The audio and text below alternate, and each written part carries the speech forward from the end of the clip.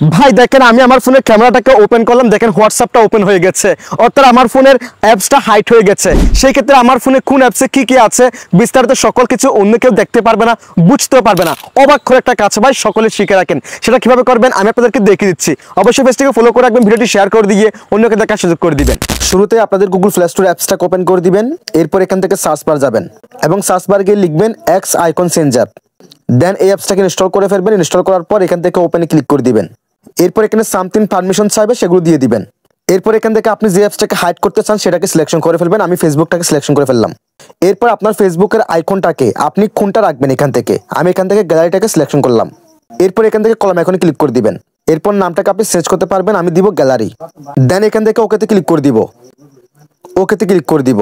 ওকে, আপনার কাজ শেষ। এখন দেখেন আমি গ্যালারি অ্যাপসটাকে ওপেন করে দিলাম, ফেসবুকটা ওপেন হয়ে যাচ্ছে, দেখেন একদম লাইভ প্রুফ। সো এইভাবে আপনি খুব সহজে আপনার যে কোনো অ্যাপসকে আপনি হাইড করতে পারেন। That's it.